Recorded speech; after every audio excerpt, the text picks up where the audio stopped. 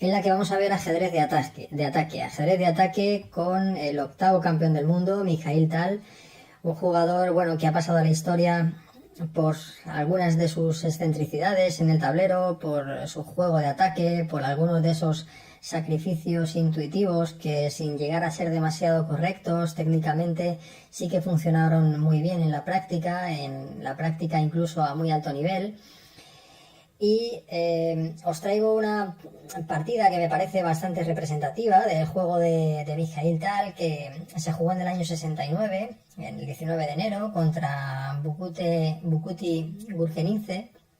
Bukuti Gurgenidze fue un jugador que falleció en el año 2008, un gran jugador, un gran maestro de origen georgiano, al que de hecho le debemos alguna de las variantes que vimos en el pasado match entre Carlsen y Caruana, ¿no? Aquel mágico B4 que vimos en alguna partida en una línea de la defensa siciliana, ¿no? Por lo tanto, un jugador muy fuerte que quedó claramente aplastado por el gran juego de ataque de Mikhail Tal que vamos a ver en esta partida.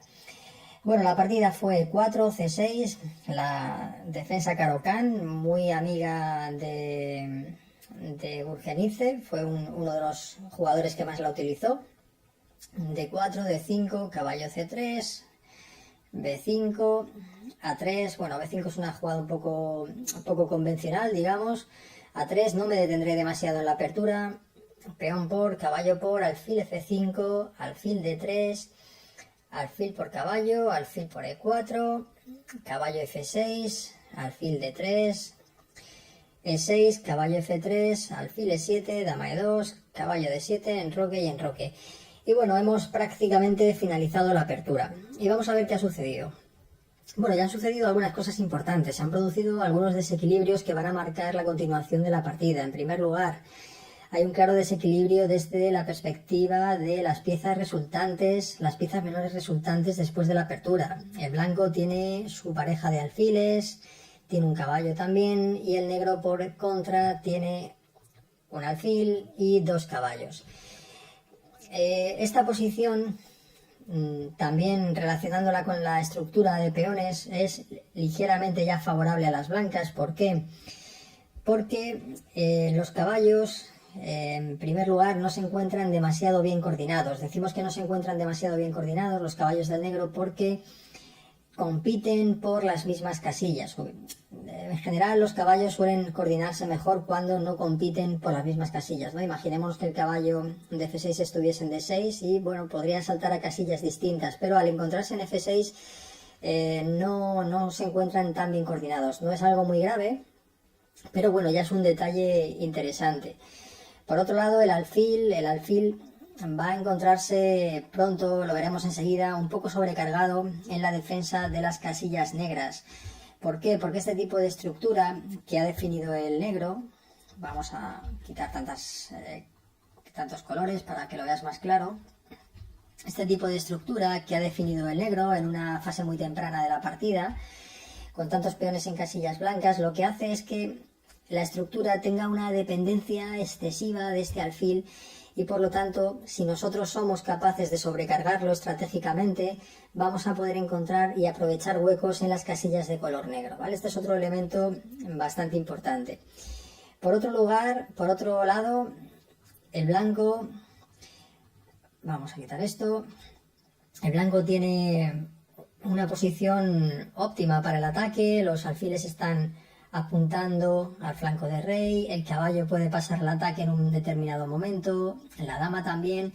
El único problema de esta posición es que el caballo, desde el punto de vista defensivo, es una pieza muy fuerte, el caballo de F6, porque defiende un punto muy vulnerable. De tal manera que si nosotros orientamos nuestro juego contra este caballo y conseguimos desplazarlo de la defensa, seguramente podamos conseguir una posición de ataque muy saludable, ¿no? Vamos a ver cómo sigue la partida para que entiendas todo esto, lejos de tanta palabrería. Fue torre 1, torre 8 y caballo E5. Muy buena jugada. Esta, porque decimos que es una muy buena jugada. ¿Por qué? Porque desde una impresión inicial vemos que, bueno, el caballo lógicamente se centraliza, está mucho mejor en E5 que en F3. Estamos atacando un peón, pero esto no es lo importante es que para que nuestro rival consiga desalojar a nuestro caballo, tiene que cambiarlo, tiene que hacer caballo por caballo, y como consecuencia de este cambio, así fue como siguió la partida, yo voy a poder alojar un peón muy fuerte en E5, que lo que va a hacer es dividir el tablero en dos mitades y desplazar el defensor del punto débil H7, que era lo que te mencionaba con anterioridad. Ahora está claro que el negro no va a poder jugar en el flanco de rey, su flanco de rey va a ser un área del tablero en el que va a tener que trabajar desde la perspectiva defensiva, y su juego desde el punto de vista ofensivo se va a desplazar al flanco de dama, que es donde tiene más espacio, donde ha ya movilizado su estructura y donde su alfil está colaborando. ¿Qué sucede? Que por lo general, cuando nosotros atacamos en el flanco de rey, nuestros ataques se desarrollan con mayor velocidad, por lo general. Siempre ya sabemos que en ajedrez hay excepciones. ¿Y por qué decimos esto? ¿Por qué? Porque siempre cuando atacamos en el flanco de rey podemos aprovechar la velocidad que nos otorgan los jaques a la hora de acelerar nuestro ataque. Entonces, esta circunstancia no se produce en el flanco de dama y suele ser algo que por lo general penaliza a aquellos que en un ataque de enroques opuestos o de flancos opuestos pretenden atacar en el flanco de dama. Bueno, Mikhail Tal hizo dama G4, una buena jugada para llevar una pieza más al ataque, A5, haciendo lo propio en el otro flanco, y hemos llegado al momento crítico de la partida. El blanco ya tiene todo colocado de manera perfecta, su dama está en el ataque, su alfil también, no lo puede mejorar más. Además, si quisiéramos mejorar más el alfil, por ejemplo, en F4, imaginémonos esta jugada, sería un grave error desde el punto de vista posicional, porque estaríamos prescindiendo de nuestra pareja de alfiles y estaríamos restando fuerza a nuestro ataque, ¿vale? Por lo tanto, nuestro alfil no puede mejorar más, no podemos llevar nuestra torre al ataque y tenemos que pensar en cómo mejorar nuestra posición, y es donde te quiero animar a que detengas el vídeo y pienses de qué manera podríamos iniciar un ataque, podríamos iniciar un plan que nos ayude a seguir adelante en la posición. Bueno, una de las características de la posición que hemos mencionado y que nos va a ayudar a tomar la decisión de qué jugar es el peón de E5. ¿Por qué? Porque el peón de E5 nos está indicando que tenemos el centro estabilizado, nuestro oponente no va a poder jugar contra nuestro peón de E5. ¿De qué manera podría hacerlo? Necesitaría presionar con dos piezas o incluso debilitarse todavía más en el enroque, ¿no? Esta jugada, por ejemplo, que trataría de hostigar nuestro peón, sería una mala jugada desde el punto de vista táctico, ya no funciona. Por lo tanto, al tener nuestro centro controlado y ser capaces de anticiparnos a las posibles reacciones en el centro de nuestro oponente, podemos iniciar ya operaciones en el flanco de rey. ¿De qué manera hacerlo? Pues tendríamos dos formas. Una forma más natural, que sería la jugada G3, para luego jugar H4, rey G2, pasar la torre a H1, o hacerlo como lo hizo Tal, que es de la manera directa y, bueno, de una manera muy característica de su juego, que era sacrificando material siempre a favor del dinamismo de la posición, de acelerar las cosas y llevar a su rival a posiciones en las que psicológicamente se sintiese claramente incómodo, ¿no? En la partida se jugó H4, una jugada muy interesante que sacrifica material, como te decía, estamos sacrificando el peón, pero esto nos permite ganar un tiempo que no ganaríamos si jugásemos de la manera que te explicaba antes. Si yo ahora juego G3, mi rival no tiene por qué mover el alfil, puede hacer cualquier otra jugada defensiva, mientras que si juego H4, me comen y juego G3, ahora el alfil vuelve a E7 y rey G2, estoy ganando algunos tiempos en el desplazamiento de mi torre H1 para empezar a coordinar todas mis piezas en el ataque contra el punto débil H7, ¿vale? Bueno, aquí la amenaza que hay que ver es que ante prácticamente cualquier jugada del negro, lógicamente, imaginémonos una jugada tipo dama C7, que intenta anticiparse a la jugada de la torre. Siempre podemos pensar en la jugada alfil por h7 en directo y en llevar a cabo un ataque muy fuerte con este tipo de posición, ¿no? Dama h5 y bueno, estaríamos entrando en mate, por lo tanto nuestro rival tiene que buscar algún tipo de hueco para que el rey escape y entraríamos en posiciones como esta, en las cuales, bueno, hemos entrado en una posición muerta en la que podrían, digamos, firmarse las tablas. Seguramente dama c7 hubiera sido lo más recomendable y tratar de jugar por las tablas, ¿vale? Sin embargo, Gurgenice jugó la jugada muy natural, por otra parte, g6, con lo que ahora parece que el negro tiene todo controlado, entre comillas, porque se anticipa a los posibles golpes sobre h7, estamos obstruyendo la diagonal del alfil, pero todavía se nota mucho más la dependencia de la estructura respecto de la labor defensiva del alfil de e7. Fijémonos que todos los peones, con excepción del peón de a5, se encuentran en casillas blancas y que todos estos posibles huecos van a poder ser aprovechados por las blancas, como vamos a ver a continuación, ¿vale? La partida siguió torre h1, alfil f8, tratando de reubicar el alfil en una posición de fianchetto y, bueno, buscar una formación defensiva en el flanco de rey. Y siguió alfil g5, dama c7, nos están tocando el peón, d5 y de nuevo hemos llegado a otro momento crítico.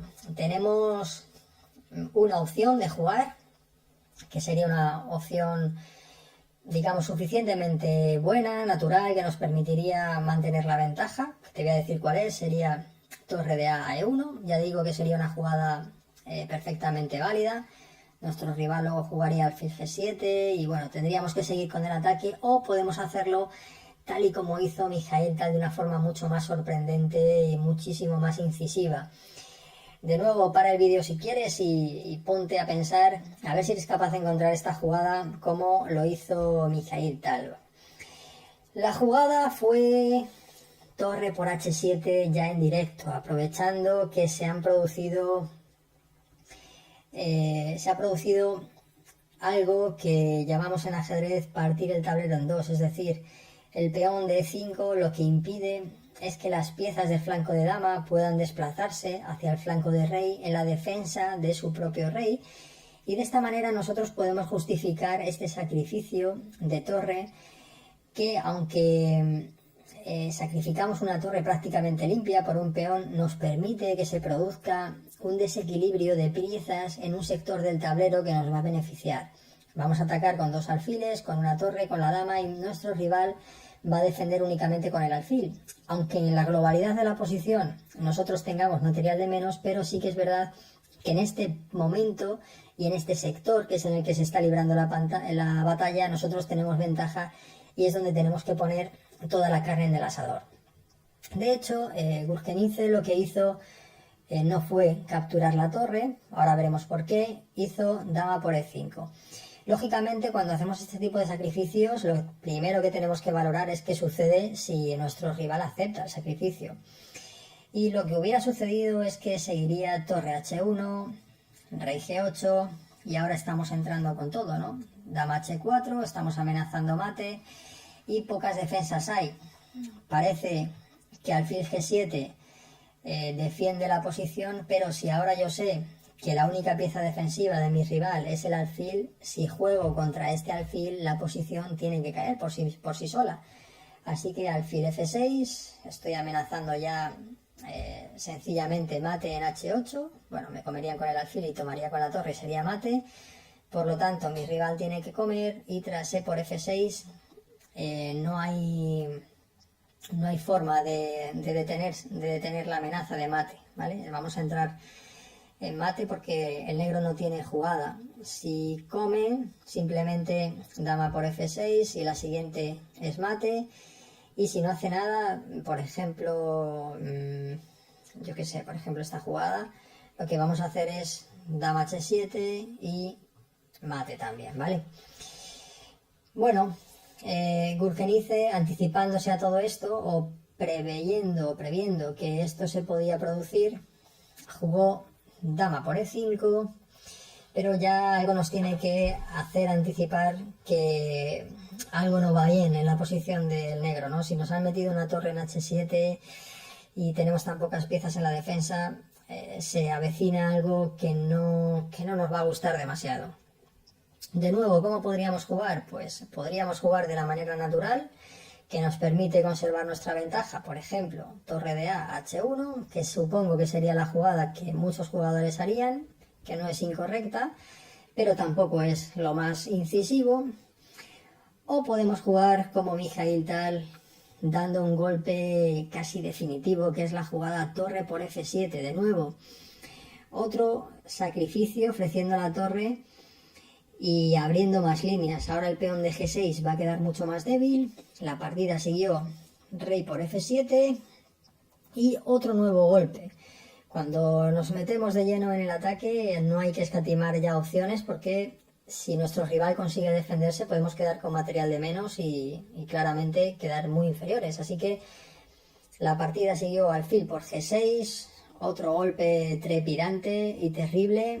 De nuevo, tenemos que calcular qué pasa si nos comen. Pues nada, si nos comen, tenemos la jugada alfil F4, jaque y nos comemos la dama a la siguiente. Cuidado, porque tras rey F6, si ahora comemos la dama, no tenemos material suficiente para ganar esta posición, ¿eh? Habría que tener cuidado y habría que intercalar la jugada, por ejemplo, dama H4, ¿vale? Para tratar que el rey rival se desplace, por ejemplo, a F7 y ahora sí capturar de una manera más ventajosa. Rey G8, así siguió la partida, alfil por E8, y aquí incluso ya imagino que Mikhail Tal detuvo su análisis en jugadas anteriores, es decir, cuando en esta posición, vamos a volver hacia atrás, juega torre por H7, ya vio seguro la posición resultante tras alfil por E8 y seguramente aquí quiero pensar que ya detuvo su análisis porque no tiene material de menos y porque la posición ya es claramente muy ventajosa, ¿no? Y en este momento, claro, el negro puede hacer cualquier tipo de jugada, que no podemos anticiparnos, pero simplemente habiendo previsto esta posición ya sabemos que tenemos una ventaja decisiva. Bueno, la partida siguió alfil G7, alfil D7, presionando sobre el punto E6 con dos piezas, caballo C7, tratando de defenderlo, pero la posición ya es muy desesperada por parte de las negras, ¿no? Fijémonos qué rey tan malo. Ahora perdemos todavía más material con las negras, tenemos dos peones de menos, todas las líneas abiertas, la pareja de alfil es perfectamente coordinada y una pieza más que va a pasar enseguida al ataque. Fue torre F8, torre D1, dama C5, alfil F3, dama por C2, torre D7, ahora la torre ya ha entrado en séptima, estamos tocando por rayos X el punto débil del alfil en G7, siguió torre F7, torre D8, torre F8, alfil F6, ahora todas las piezas están clavadas, el alfil no puede mover porque está clavado, la torre no puede mover porque está clavada, tampoco puede comernos la torre porque estaría en mate, así que la posición es prácticamente desesperada, queda jugar de manera muy pasiva con dama H7 y ahora ya buscar un tema táctico. Si quieres también puedes parar el vídeo ahora y tratar de rematar la posición atendiendo a que el negro está en mate en una y que la única pieza defensiva es la dama de H7, por lo tanto tema táctico de principiantes, que es la desviación, pues simplemente alfil E4, esta dama se tiene que mover, dama H6, así siguió la partida, alfil G5, la dama se tiene que mantener en la defensa del alfil, dama H8 y tras torre D7 el negro se rindió viendo lo que se le venía encima, ¿no? Las amenazas del blanco son múltiples, por ejemplo, aquí ya digo que se acabó la partida, pero por ejemplo, si provocamos el cambio de piezas, simplemente podemos jugar torre por F7 y a rey por F7, dama F4, nos estamos llevando también una pieza. Y si el negro no provoca el cambio de piezas, imaginémonos que mueve el caballo. Ahora vamos a poder entrar en E6 y si mueve la torre a cualquier lugar, por ejemplo a E8, pues alfil F6 y toda la presión sobre el punto G7. Por lo tanto, hay múltiples formas y muy sencillas de ganar esta partida en esta posición en la que se acabó, ¿vale? Bueno, ya habéis visto, amigos, una clase completa